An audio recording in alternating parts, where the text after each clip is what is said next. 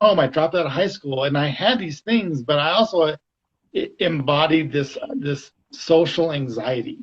I Mm-hmm. had very anxious about things. I could not talk on the phone, could not be in groups of people.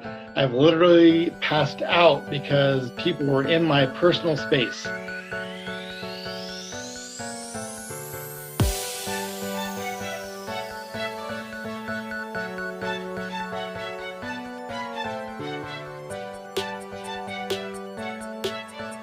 Hello, everyone. Welcome to another episode of Conversations with Sharika. I am your host, Sharika Swaby. And today I have Dr. Goggans with us, Dr. Garrett Goggans. Is it Goggans or Goggans? What is it? As Goggins, you said it correctly the first time, which is very rare. So major props to you. Okay, great. Right, so Dr. Goggans is the creator of Moving Upstream Without a Paddle.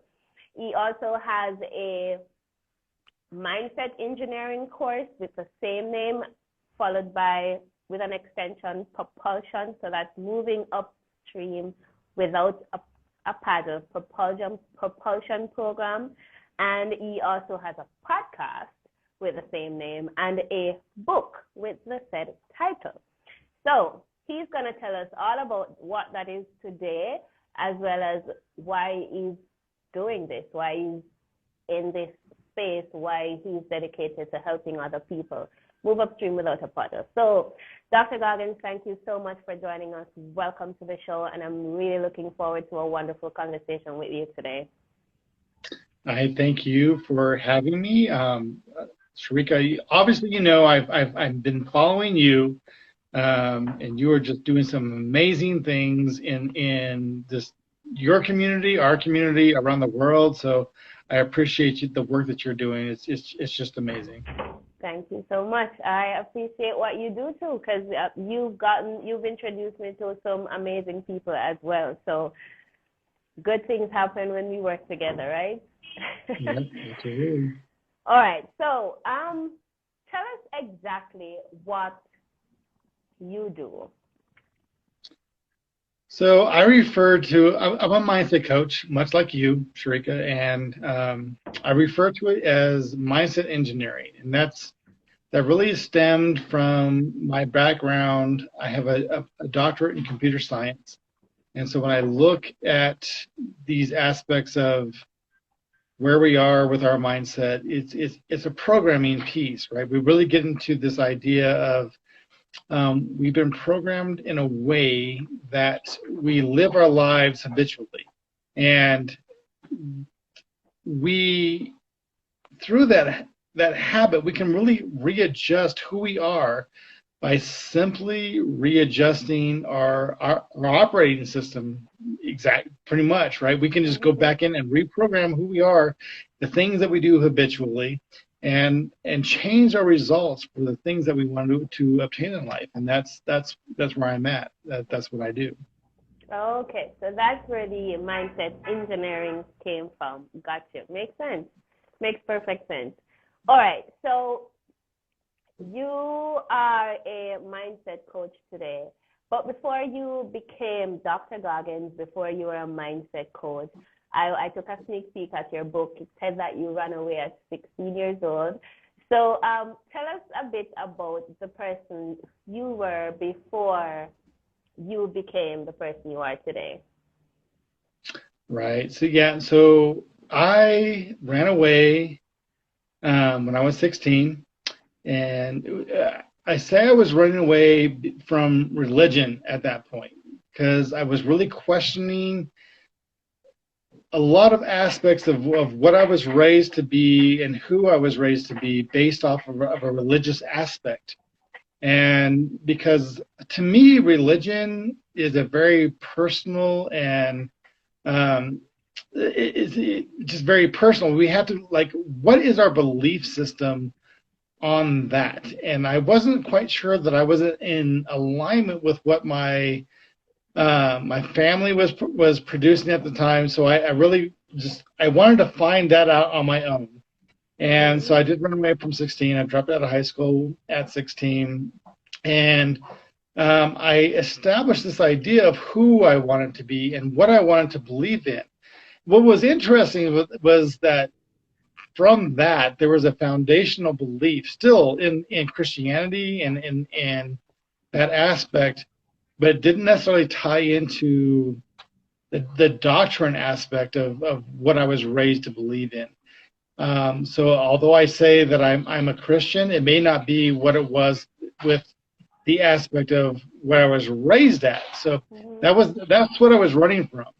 But through my journey, right, and going through these personal growth and this personal development that I went through, I tapped into what Christianity really meant for me, and how could I apply that to my life in a way that made sense. And I think sometimes when we get into religion, we forget about the relationship that we're supposed to have with God and with Jesus and with all those pieces, and we get too much tied into doctrine. And so that was my journey, was really trying to establish more about what was the relationship that I needed to have, and how did that look like? What did that look like with finding successes in my life and releasing guilt and releasing all these other pieces that I had attached to myself, and how could that freedom, right? Like, I love your book, right? The introduction to freedom. And what was that introduction looking like for me so I could have that freedom? And that was my journey, was really just defining that and establishing my spiritual boundaries and my spiritual connections with my personal stuff and everything that was going on in the physical realm with the spiritual realm. And that's really where that moving upstream without a paddle came from. Because when we can apply these mindsets, we can apply the relationship that we have in spirituality, we no longer have to feel like we're going against the flow, right? We establish that we are the flow, and we can work within that to go upstream, side stream, downstream, whatever stream we want, we can go through just by establishing that relationship that we have spiritually and with our the secular terms with that too. Right. Okay. I like that. So you were not aligned with what you were being taught by your family's religious culture, and you wanted to find yourself essentially and what religion meant for you. How has what you have learned and become and transformed into, how does that differ from what you knew before you ran away? Not a whole lot, actually. So, like, it's funny because we go into that piece where our parents are trying to establish what they believe is best for us, and that establishes a programming within us. And whether it's based on religion or whatever that looks like for us, we tend to go back to that foundation. And although I ran away from home and I tried to research and establish different things for myself, that foundation of the relationship with God and what that looked like, it maintained. It was there. It was a piece that was strong for me. A lot of people won't do that, and that's fine, right? We can establish what we want for that foundation. But for me, it was that foundation that kept me going in the way that I felt like I needed to grow.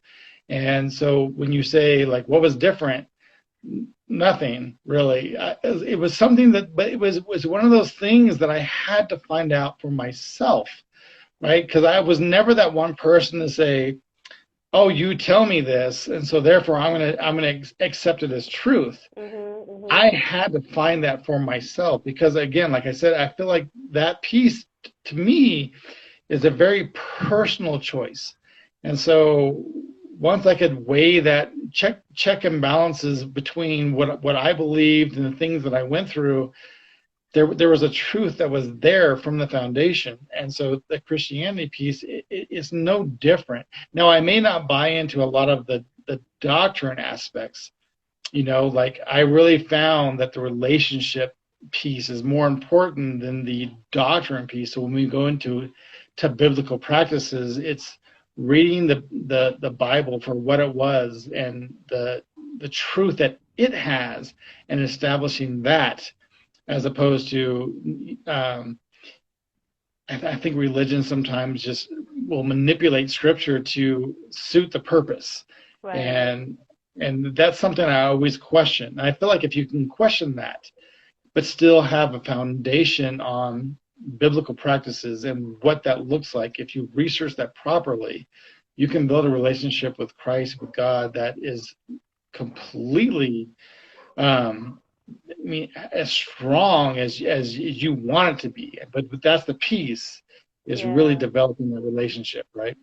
Yeah, when we move away, well, for me, moving away from so much of the doctrine and so much of the guidelines of the religion, I'm building my own personal relationship with God. That was the deal breaker for me, because that, for me, when I did that, I realized that my relationship with God was not even that strong. It was more my relationship with the religion, the rules and staying in line, and it's a major difference. So I completely understand what you're trying to say there. But so you ran away at 16, and then you understood yourself more. But at what point did you become a doctor, so to speak? So my doctorate is actually in computer science. Right. So I'm a geek. I'm a technical geek. I love computer stuff. But what was interesting with that, so I went through my whole doctorate piece just trying to establish my computer science background, and I love computer science, but there was a really interesting transition in my personal life, when I started to do this personal discovery, personal development aspect, and trying to find these pieces that were quantifiable. So I was tired of where I was in life, and when I went on my personal development journey through books and master classes and all these different programs that I went through, I established this piece that we are basically we're a computer program. Our mind, our brain is a computer, and there's a piece within us that is, if we look at computers and the operating system, right, that back end programming that makes a computer work, that's who we are. Our subconscious is that back end, it's that operating system, and it's been programmed in ways from our birth to all through our lives, the things that we've bought into, these things that we're like, yeah, that makes sense to me, so I'm going to establish that. I'm going to adopt that as who I am. Right. And I did that. And when I went through all these ups and downs of my life, and I was finally like, I'm tired of being in this down point. I keep coming back to this place where I was always at a rock bottom state, and I wanted to know why. And I determined, through books and all that, I determined that it was because it was the programming that I had in my life that kept bringing me there. So like every time I hit on my computer, if I hit A, it's going to produce an output of A on the screen, right? Mm-hmm. So that's what was happening in my life, is that I had this program that everything I did was producing the same exact results. And so how could I change that? And to change that, I had to go in and change the operating system, change my belief system, change the things that were there that were producing these results that I weren't happy with, my habits, all those pieces, to something that was more in line with what I wanted to produce in my life. So the doctorate was there with computer science, and it's really strange that at that point with my journey that I went that way, but I feel like the computer science background helped me understand me as an individual more, to a point where I could change who I was as an individual to be what I wanted to be in life. Yeah, yeah. Now, I get that, because I do get the programming part, and it makes perfect sense.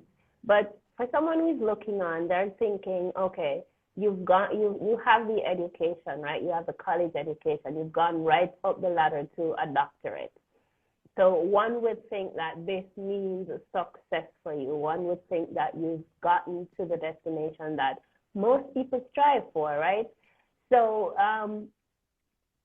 what were some of the challenges you were facing that even with the status of education that you had, you still felt like you were not getting to where you wanted to get to? Yeah, that's an amazing question, and it's a question I think that a lot of us have to look at. So I went to the doctorate because, one, because I ran away from home and I dropped out of high school, and the doctorate piece for me was to say I could accomplish this, and I did. So that's a success, because the doctorate piece, there's not the percentage, if you look at who obtains a doctorate, is very low, because they don't want to put in that work, right? That's the work that we have to put in to get a doctorate. Right. And although that's a success because I put in that work, there was still a internal piece that made me feel like I have this doctorate, but I still don't feel like I'm worthy of the success of whatever I'm going through. So I can put anything on paper. I can do the research. I can apply the knowledge. I can do all this stuff. But if I don't have a belief system in myself to surpass where I am in life, it doesn't matter what degree you have behind that. You can have an alphabet soup of letters to your name. If you don't believe that you can accomplish the things that you need to accomplish, it's never going to happen. Yeah. And that was the piece, right? Because it's what you're asking me is, I have all the success, so why am I not successful? Because I did not believe that I was successful. And it's that belief system that really progresses us to the place where we need to be. And so when we talk about limiting beliefs and imposter syndrome, that's really what we're talking about, is the belief in yourself. And that's where I was not finding the success, because I did not have the belief in who I was internally. Like, sure, I have a doctorate, but what does that mean? Nothing. Absolutely nothing. My dad used to say, you can have all these degrees and you can attach a dollar sign to it, and that will afford you to buy a cup of coffee. If you do not have the belief system behind that, you'll never go anywhere. Never go anywhere. It's funny because I know that a lot of people with careers, and us looking from the outside looking in, we'll look at them and we'll think they're successful, we think they're making money, we'll think they're happy, but really that's not the case. You've been working with people who you've been working with people to help them transform the way they think about themselves and their mindset and success. What have you found that is directly related to this feeling of unworthiness, even though they have accomplished so much in the eyes of others? What have you found is the link between that unworthy feeling? You have to sit in that for a second, because that's a very interesting question, and it's different from individual to individual. So you have to sit with this idea of, why is your belief in who you are so limiting? And like I can go back to just through my story and really look at how I self-sabotaged myself. So I had all this confidence, even though I ran away from home and I dropped out of high school. I had all this confidence in who I was and what I wanted to obtain. But then I went to self-sabotage myself. So there was things that I did to people, right? And because I ran away from home, I caused this grief for my mother. Because I ran away from home, I caused this grief with other family members. And I attached this guilt to it. And so that was the piece that personally I was holding on to for myself. And so we have to look at this belief system for why do you feel like you cannot move forward? And what does that look like? Because once I said to myself, I know I have this guilt, but what was that guilt serving me? Why did I believe that I was so limited because of the things I did to other people? That wasn't limiting for me. It was just the fact that I didn't believe that I deserved to go further in life. And that's my own personal journey. So when we work with others, we look at that piece and say, why? When you feel stuck, why? And when we ask that question, why, we'll say, well, why? Because this and this and this. Well, then why do you feel that? We can get past like maybe 5 or 6 whys. We can really get to the underlying aspect of what the why I don't feel like I can move forward. And then we can examine that and say, is that truth? Is it truth? No, it's not. It's not truth at all. It's just something that we've attached to ourselves. And that is a game changer for us when we can really look at that, examine that, and say, no, I don't believe that to be true now. And then shift our perspective. And that's how we can shift our mindset, by changing that belief system. Yeah, that's amazing. And you were able to do, how long did it take you to come to this realization that you are worthy of this, and you can do whatever you want to do, be, and have? For me, I started my journey, I want to say it was 2019. But I was very dedicated. So I think this is a piece too, right? Is how far are you willing to go, and what amount of effort are you willing to put into this personal transformation that you're going to have? And so I started off on that journey going, I know something's wrong. I know I need to shift this, and so I'm going to do whatever it takes, no matter what that looks like, to shift that piece for me so I can start finding the successes in life that I want to find. I was dedicated to that piece. That was a passion for me. And so a lot of times when people go through personal development journeys, they don't have that dedication. They haven't found the why they want to do that. And my why for me was because I saw the guilt and everything that I was going through was being passed down to my kids. And so I wanted to say, I looked at that going, I want to break this generational curse. Because I mean, what I was going through was not just me. I saw my mom go through it, my dad go through it, my grandparents go through it. It was a generational thing. And I said, I want to break this generational curse. And so there was a dedication for that piece to discover who I was and what that looked like. And once I did that, though, the domino effects, right? So like, not only did my life change, but I watched my kids' life just, it was out of, like, I don't have the terminology right now to say the things that they went through, because they have grown in places that I could never fathom. I remember talking to my youngest, and he was telling me, you know, Dad, I don't want to be a part of this. And I was like, son, you're not. You've already broken this. Look at the things that you've done in your life. And when you can accept the fact that you are different, that you are amazing, that you are this, you've broken that generational curse. And when he accepted that value, he's only 15. His life has skyrocketed. My 17-year-old is like skyrocketed because he understood that what we think is who we are is not who we are. We define that. We look at that who that person is and what it is we want to be, and understand that we're already that person. We just have to remove the imposter, right? Those pieces, and step into our true selves.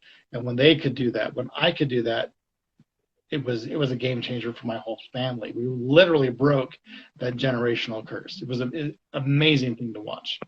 Yeah. So a question for you. At any point during your journey, we need to move forward, but at any point in your journey, were you shy and reserved or uncertain of yourself or anything like that? Well, Oh yeah. Oh yeah. Oh yeah. So when I first started my journey, like I knew in my heart that I wanted to be on platforms talking about how you can overcome situations, right? Because I ran away from home, I dropped out of high school, and I had these things, but I also embodied this social anxiety. I had very anxious about things. I could not talk on the phone, could not be in groups of people. I've literally passed out because people were in my personal space, and I couldn't deal with that. Whoa. But to get where I wanted to be in life, like I understand that I have a story to tell, and I have to overcome this piece, then that was a narrative that I had to change with myself. So yes, I was reserved and did not want to do anything. So, but I know that my story was strong enough. So shifting that piece again, I'm very big on changing the narrative of your life. So I would tell myself that I had social anxiety. I told myself that I had personal space issues. I had this issue and that issue. And we joked within my family that I had so many issues that I was like a magazine rack, right? So many issues. And I had to overcome every issue to be where I am to be. But it all came from changing the narrative, saying that I am confident, I am able to speak in front of a group of people, and envisioning that in my mind. So that being reserved was a huge part of me. But once I stepped into the opposite of being, confident with my story and who I wanted to help, and this idea that the rising tide lifts all ships, and I was part of that tide. A lot of things started to shift for me. I watched that social anxiety start to dissipate, right? I watched where I could communicate with people in groups and be, I joke now because I always tell people when I meet them, I'm a hugger. And I was never a hugger before, right? Because if you got into my personal space, I didn't like it. But when I started telling myself, I love the hugs, I love being connected to people in that way, my whole demeanor, everything about me changed to that piece, because it's all about our narrative. So yes, I did have the being reserved to doing that, but I told myself a different story. And from that, I became what it was I was telling myself, that new piece, that I am a social person. I love people. I love to be able to be on stage, to be on podcasts, to be on your show right here, right? This wouldn't have never happened in my past self, but because I had such a passion of where I wanted to go in life, I changed that narrative and watch. You can do that and watch yourself change at the same time. We are our own limitation, and when you can change the narrative to be a new version of yourself, those limitations just go away. Yeah, I love that. I love that a lot because, well, I've never passed out when people are in my personal space. That's a new one. You hit a record there. That really is a new one. But even talking on the phone, what were you afraid of? That why you didn't want to talk on the phone?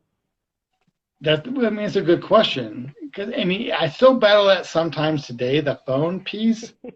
And to me, it's because I couldn't see the person on the other end, right? So I was very big on these nonverbal cues, the seeing your facial expressions and seeing what was going on to really connect with you as an individual. And so I didn't like the phone part of it because all I got was your voice, and I couldn't see you. And because of that, I felt like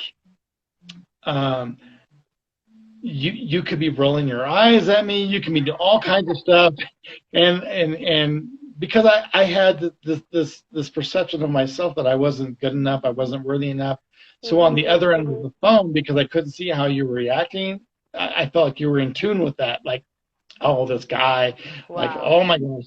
And it's crazy how you can do that with even calling to order a pizza, right? You're like, you attach that to every aspect. And now I'm like, but now that I have the confidence in myself, who I am, it doesn't matter what other people, like your opinion of me is not my concern. I'm just going to live my life the way I believe that I need to do. And so if I order a pizza with ham and pineapple and you don't like that, who cares? That's my taste. That's who I am. And I embrace that piece. So the phone was really that. It was I couldn't see how you were basically judging me is what the issue I had with the phone. But now it's just not an issue anymore because I know that it doesn't matter. I am who I am, and that's all that matters. And look how powerful is it? Just a thought that you tell yourself. No one told you that. You just adopted this belief, and it basically stuck you into a corner. Yeah. And it's because in high school I was very quiet, I was reserved, and no one, this is the thing too, right? We tell ourselves things that other people aren't even thinking. And why we do that, I don't know. I haven't tapped into that piece, but I was so quiet in school and reserved, and because of that, I would just attach my personal belief of myself to other people. And I've connected with all kinds of people in high school, and they know who I am, know who I was, and they're like, "We never thought that about you." Okay, so why did I attach myself to that? It's my own personal thing, and we try to like push that onto other people's belief systems, and they don't care. They have no idea. They have no idea the things that we're going through. That's our own thing, our own individual growth. And once I realized that, the phone conversations and the talking on stage and podcasts and all that, it shifted because I knew that was my perception. Not your perception. Yeah, it's funny. I'm over here and I'm smiling and laughing, and it's because my story is so much similar to yours. I told myself a lot of the things. So a year, maybe 2 years ago, I would have not sat here and have a conversation with anybody on any kind of video at all, right? Pictures was a no-no for me. I took pictures, but it wasn't a big thing. I know I take pictures every day. Like making a video wasn't going to happen until one day I decided that, okay, YouTube was the outlet that I was going to use to start putting myself out there. And I did it. And I had to decide that, okay, no matter what, this is going to happen. And I don't care what's going to go wrong. And I just started completely clueless. First video, horrible. But it got better, right? It got better with practice and doing it again and again and again. But it's amazing the things that we tell ourselves. So now you're here, moving upstream without a paddle. And what made you want to, after you went through that experience of transforming your own life and your own thought process, what made you want to do that for other people or help other people to do that? I think that when people go through their personal journey, their personal development, I call it personal discovery, just because you discover a lot about yourself when you do that, the things that you believe you are, the things that you want to become, and all that stuff, you discover that. And I think when people do that, they do it in the right way. They go, holy crap, look at what I've done. Come with me. Jump on this journey, and you're the same way. I know you are, because we've had many conversations. And when you start to develop that mindset, you're like, this is a game changer. Do this too.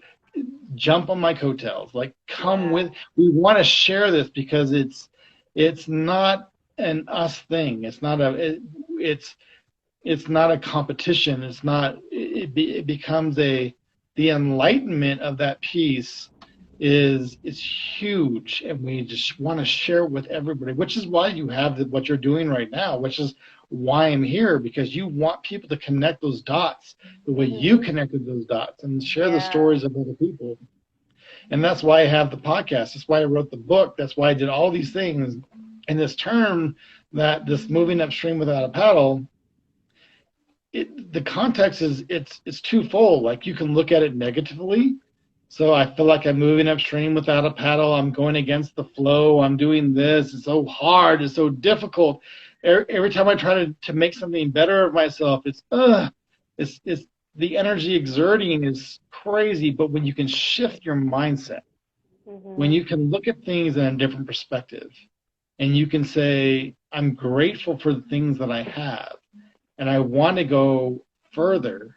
It's that gratitude in those pieces that let you move upstream with no paddle needed, right? You've just attached a motor to your boat where you can go upstream, side stream. It doesn't matter, because you have tapped into an energy that can propel you in ways that you would have never imagined.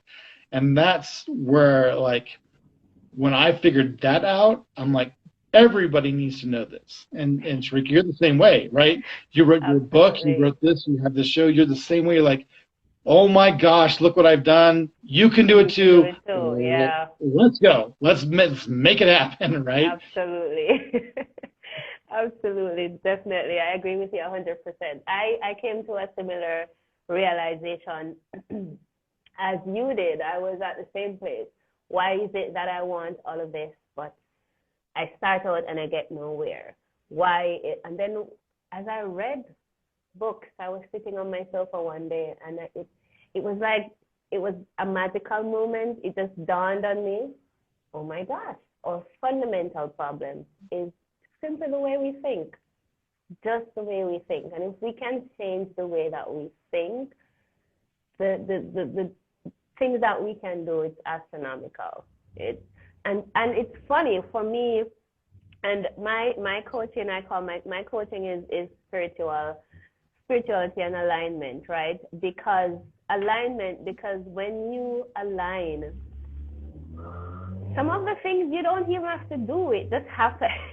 I find that it just happens, right? Like the right people show up, and you find yourself in some places that you never dreamed or imagined, but it's just falling into place, right? And it's all that happens when you change the way you think, when you come to understand who you actually are and how powerful you actually are, and that there are no limitations to you, and that there is nothing. My perception is, if you can dream it, if you can fathom it any at all, it's only because it's possible, right? That's my perception of it. So it excites me to have these conversations so much, Dr. Goggans, because I want to show people that it doesn't matter where you're coming from. And it's good that you're here, and it's good that you're a doctor, and it's because you would have climbed the ladder that so many people aspire to climb. And still, even though you got there, you passed your exams, you did what you were supposed to do, you have this thing hanging on your wall that says you went through the system and got the certification and the doctorate and everything, but still you were feeling not enough. And I know that a lot of people go through the same thing, because many people who have all of these accolades, they're still unhappy, they still feel unworthy, they still have the empty feeling inside. And even though you would think that they've accomplished all of this, so that now they know that they have the ability, but yet that empty feeling is still there. So that is, I'm glad you're a doctor and had that. I'm glad that not that I'm glad that you had it, but I'm glad that you had it so that you overcame it, so now you can share the story so other people can see that they can get anywhere they want to get to. It's absolutely amazing. I love it. So my next question to you is, upstream without a paddle. Tell us a little bit about what are some of the steps that people can take in order to start feeling that flow, to start feeling that ease, to put some end to put an end to some of the chatter that the mind goes on with the babbling and the not enough? What are some of the things that people can do to get that process going? So the moving upstream without a paddle piece is I tried to figure out, and again, we go into the doctorate, right? I feel like what the doctorate gave me was a way to find things that were quantifiable. So all the books that I read, I would pull pieces that were the same through all the master classes. And there were I want to say 3 to 4 pieces that I think were very foundational to doing exactly what you're saying. And one is your thought process, right? So that's the big piece. That's a huge piece, is that the way we think about things are going to establish the results that we get in life. And it's very scientific, the thought process, right? So we have conscious thoughts, and those conscious thoughts impress into our subconscious mind. Our subconscious mind generates the feelings and emotions that we need to take action, and those actions are giving us, the results that we want. So if we think negatively, then that conscious negative thought is going to impress into our subconscious mind, produce negative emotions, negative feelings, depression, anxiety, all those pieces, generates our actions. And what are our actions with depression and anxiety? We don't really have any. We sit on the couch, we binge watch Netflix, whatever it is that we just don't take action because we don't feel like we need to. But that produces the same result. So now we have this cycle, right? We have negative results. So we think about our negative results, and then we go through the whole cycle.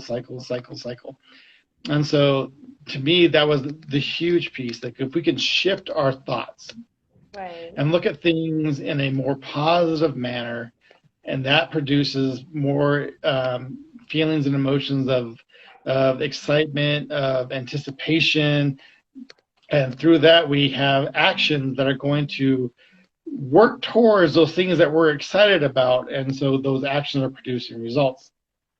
So that's cool. And that's the number one piece, is that's what we have to do. But we have to look at things too, like our habitual states. So we are habitual beings, and so how do we transfer that? We take purposeful actions, and so we can't change our behavior. We have to change our thoughts. But then as we're taking these thoughts, the actions that we take are then purposeful, right? We're saying, I'm doing this backed by an energy that's very positive, and so the results that we're getting is that we have this society has given us this thing, especially with law of attraction, right? This law of attraction that if I just think positively, it's going to come to me, and that's only part of it. We think positively, we raise our vibrational state, because the primary law is law of vibration, right? So law of attraction is going to happen no matter what. If we're negative, we're going to attract negative things. If we're in a positive vibration, we get positive things. So we have to look at that too. So we have this idea that if I just think positively, it's going to come to me. No, that's not how it works. You think positively, and then for every action, there's an opposite and equal reaction. So we take a step, and then God and the universe will take that step towards us, right? Yeah. So it's that piece, like when we're planning things and we're getting things ready, we're in this preparatory state. And so God or universe, whatever you want to call it, is preparing to give. So it's only the action that takes that piece where it says, I acted, great, here's the reaction that comes to that. Yeah. So that's another piece. And then how do we get to that vibrational state, right? And so this is the third piece of that foundational aspect, is we're never grateful for where we're at in life. And so because of that, we're already entering into these actions in a negative piece, because we're like, I feel like I'm not grateful for that. And so gratitude and positive and negativity, that they can't exist in the same form. No, you have to have, when you're grateful, the positivity aspect just has to happen. So those are those three aspects, right? Is thinking differently, acting in a way that's going to be purposeful for you. But then how do you do that? You're grateful for where you are already at. And to me, that's what that is. And so when you can tap into those three pieces, you literally will move upstream without the paddle. That's your motor. That's the thing that's going to progress you forward in ways that you could have never imagined. And that's really what that all ties into. It's the foundation of finding the successes that you want. Yeah, I absolutely love it. I tell you, I think when you do finally pick up a copy of the book, here's the book. When you pick up a copy, I think you're gonna love it, because a lot of the things that you just spoke about are in here too. And I dive deep into being grateful and so on, and transforming the thinking. And gratitude also helps to transform the way we think. You would never believe how much, but it helps to transform the way you think, because it helps you to realize so many things are not as bad as you think they are. And because we pay so much attention to the negative and to the things that we don't want, we make it worse than it actually is, right? But when we are grateful for it, we're able to move past it, and we're able to see it differently. We're able to even see the way that it serves us. And then we can be even more grateful. So gratitude is definitely a big one for me. All right, so we're winding down now. Thank you guys so much for joining us. It's a pleasure to have you here. Thank you for the support. So Dr. Goggans, what impact do you want to make on the world? I think for me, the impact is that you can, right? Because I even though I did, right, got the doctorate, went through all this thing, I never believed that I could. And even though I did it, like I accomplished it. But my mindset was, yeah, but it was luck. This happened, blah, blah, blah. Like I would always downgrade the things that I accomplished in life. And it's changing that perspective that not only can you will. And that is the piece for me. Like, and honestly, like your book should be here probably tomorrow or the next day. But I've read, when you go into Amazon, you can look at these pieces you can look into. And I was reading those parts of what you were doing, and you're like, what's my morning routine? What's my evening routine? The things that I did. And when you look at that, you're like, wow, the things that I can accomplish just based off of that, right? Because you were like, if I'm not tired or I do this, I'll do this in my evening routine. But even if I am, I do this in my morning. You said, I'm doing this regardless. And when you can get to that point, right, you can accomplish anything. You can accomplish anything. And I think that's the impact that I want to leave with people is when you put in the work, and we're already doing the work. That's what kills me, is we're already doing the work. It's just not because you don't believe. It's backed by non-belief and the wrong energy. You're already doing it when you can shift your mindset and push that with the right energy, the right belief. Yeah. Oh my gosh, the things that you can accomplish are amazing. It is. I love that you mentioned that you're already doing all the things, but because you're thinking wrong, you're not getting to where you want to get to. You're doing it, but you're just not getting there. And that's why it's so important, right? Because I've known people who have fought hard, right, with the wrong thinking, but they had to fight so hard, and they did get there. But the funny thing about that is they always have to regress, because if you don't address the issue, it's gonna pop up back at some point in time. It's like going through abuse as a child, and if it's not addressed, there's gonna be a moment in your life, a couple of years, where you can cover that up. You cannot address the issues, and you'll be fine. You'll seem fine, and you'll go on, and you'll be able to to have some amount of peace, and then one day you might wake up and you're depressed or you develop anxiety. And it's the same thing with our minds and our success. Some of us push so hard and we get to a point where we feel like we have it, and then one day everything collapses because in the back of your mind, the thinking is, I'm not worthy, I'm not good enough.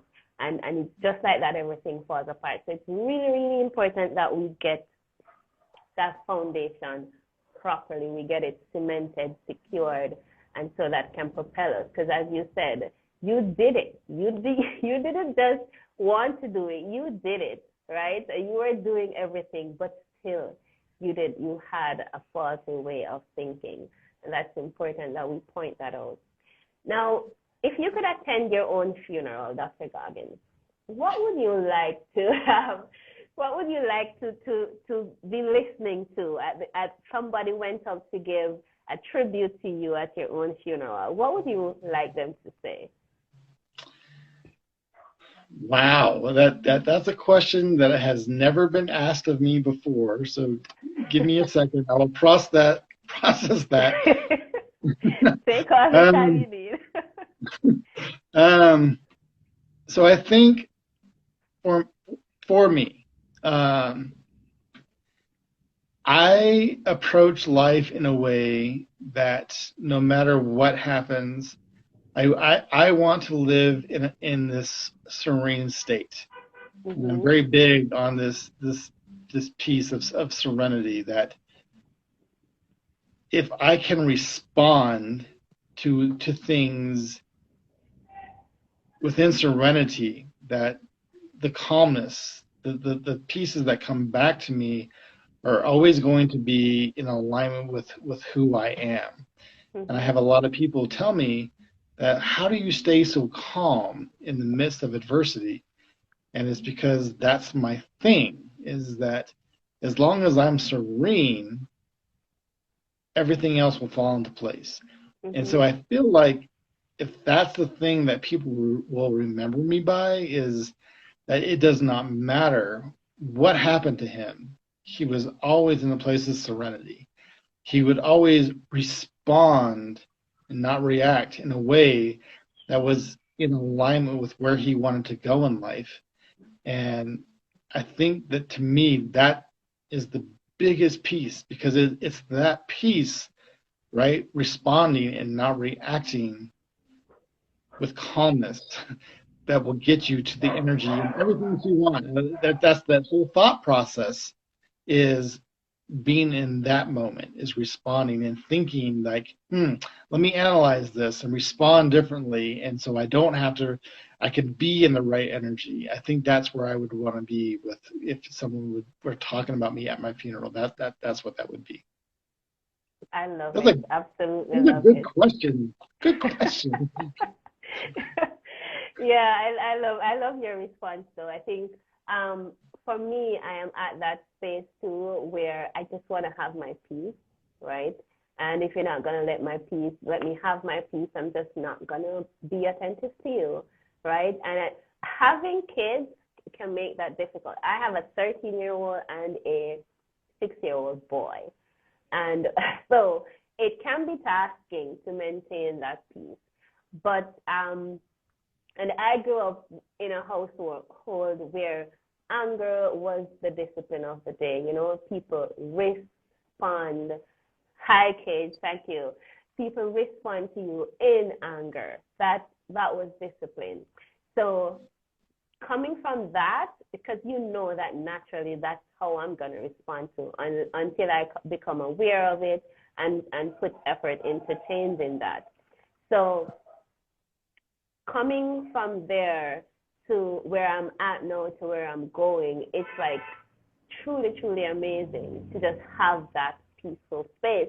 And it was yesterday I was having a conversation with someone, and they were like, I think the problem people have with you is they don't know what's going on with you, because your world may be falling apart, but it doesn't show, right? People don't know because I'm still happy and people think I don't care, but it's not that. There's a certain level of peace that you can find when you know that we're not even in control, right? We get to choose our steps daily, But at the end of the day, there's a master controller, right? It's like the master programmer. And it doesn't matter if you're in the program and you want to run to that wall and run to that. At the end of the day, there is a master programmer. So why not just be at peace, right? It makes perfect sense, and you get to do so much more, and you're so much more in alignment, and your spirit flows. So I absolutely love that response.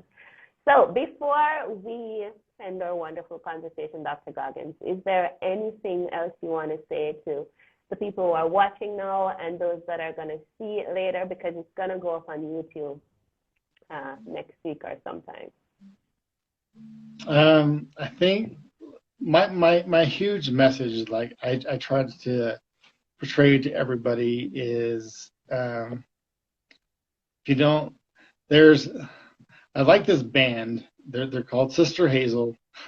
Not everyone likes them, and that's okay. But they have this song that says, if you don't like who you are, if you don't like the way you respond to things and all this stuff, change your mind.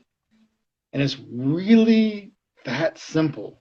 Mm-hmm. Like, that's my message. Like, you don't like where you're at, you don't like things that are happening to you, change your mind. Yeah. Think about things differently. And that's hard for people, and that's okay. But that's when they need to reach out to like you, right? To have the coaching to help them transition that piece. Mm-hmm. That's my message, is that if you don't like where you're at, change your mind. Because when you do that, the external is going to change as well. So shift that, make that shift happen. And that's my message. I think that's like my whole soapbox is when I get on there, that's what I'm, just change your mind. It's okay. Change your narrative. You can do it. It's fine. And that's really where I'm at. Yeah, I love that. Thank you so much. Change your mind, people, if you don't like where you're at. You're not in control, but you are in control. So you really can change your mind about anything you want. Once it doesn't serve you, you have the power and the ability to make change happen. So Dr. Goggans, thank you so much for being here with me today. This was lovely. Thank you guys for hopping on and for supporting me, and share this with a friend who you know might be in need, and pick up a copy of my book. I promise you will not regret it. It's amazing. The reviews have been amazing, and this book has got me in front of some people doing some amazing presentations. So I know that it will definitely add some value to you. It's available on Amazon, and it's not expensive, so you can pick up a copy. Alrighty, see you guys next week. I have another amazing guest lined up for you, and we're gonna keep the conversations coming. We're gonna touch some lives. We're gonna make an impact. And follow me if you're not following me as yet, and remember to share this conversation with a friend. Thank you guys so much for joining us. Thank you once more, Dr. Goggans. It was a pleasure. Thank you. Alrighty. Bye.